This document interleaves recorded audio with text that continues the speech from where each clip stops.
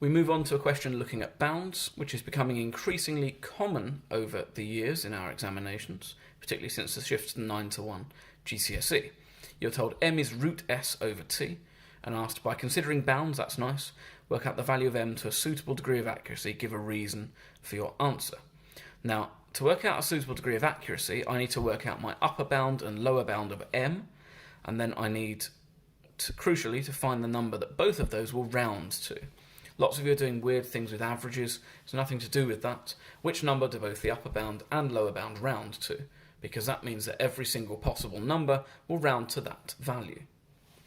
So, in order to find here the value of m, I want my upper bound of m, and I will get that by doing the largest possible numerator, so the upper bound of s square rooted, divided by the smallest possible denominator, the lower bound of t. Largest number divided by smallest number will give me my largest possible number. My lower bound of m will be the root of my lower bound of s, my lowest possible numerator, divided by my highest possible denominator. Some of you worked out every possible combination and took the lowest and the highest. That's fine, but takes more time in the exam. So I need to work out my lower and upper bounds for s and t. So s is 3.47 to 3 significant figures. So that means that my lower bound of s is 3.465. That's the smallest number that rounds to 3.47. My upper bound is 3.475. Although that will technically round to 3.48, I'm really using that as shorthand for 3.4799999 going on forever. It just helps me work out my upper bound. For t, similar thing. My lower bound is 3.1315 and my upper bound is 3.1325.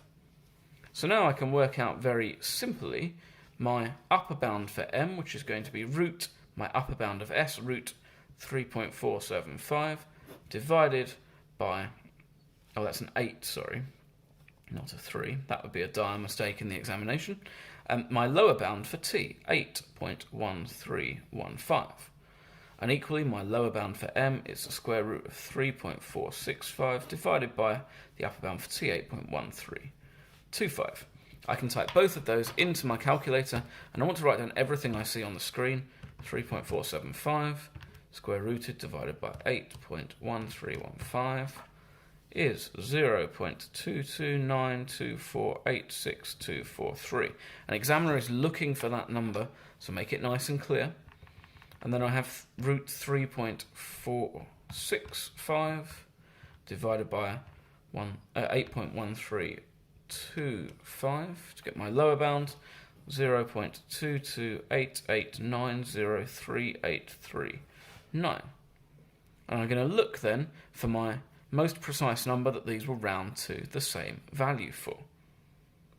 Now initially I'm just going to choose, let's pick somewhere in the middle, let's go 5 dp, 0.22925, 0.22889. That doesn't work. Let's go 4 dp, 0.2292, 0.2289. Doesn't work. 3 dp, 0.229, 0.229. They both round to 0.229.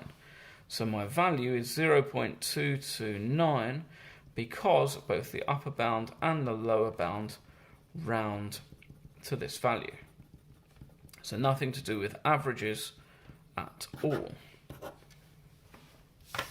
Our penultimate question on this paper deals with Venn diagrams. Now this letter here, epsilon, denotes the overall box, the universal set.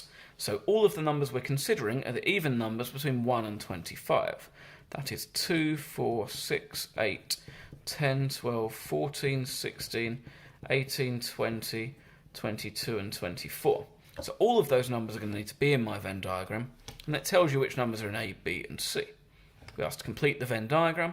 So A has 2, 8, 10 and 14, B has 6, 8 and 20, and C has 8, 18, 20 and 22. So 8 is in all of those sets.